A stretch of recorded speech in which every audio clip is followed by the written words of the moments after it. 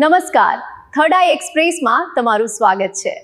મારી ચેનલને like, share અને સબસ્ક્રાઇબ કરશો। તળાજામાંથી મળી આવેલા સોની દંપતીના મૃતદેહ મામલે નવો વળાંક સામે આવ્યો છે।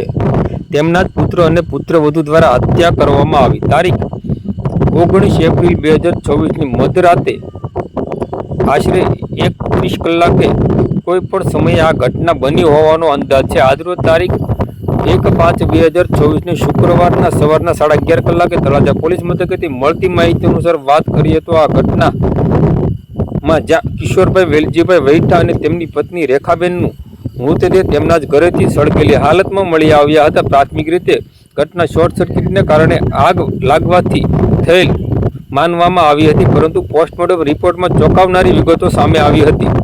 પોલીસ મુજબ કિશોરભાઈનું મોત ગળું દબાવીને કરવામાં આવ્યું હતું, જ્યાં રેખાબેનનું પણ પહેલા જ મોત નિપજાવી દેવામાં આવ્યું હતું। બાદમાં બંનેને સળગાવી દેવામાં આવ્યા હતા।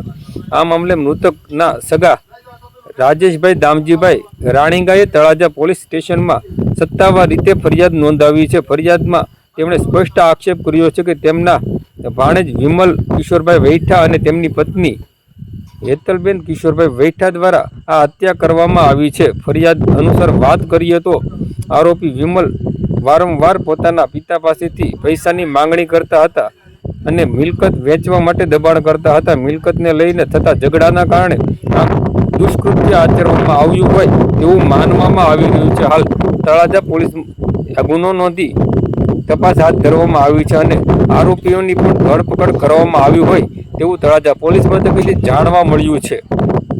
આ સમગ્ર ઘટનાએ તળાજા શહેરમાં ચકચાર જગાવી હતી।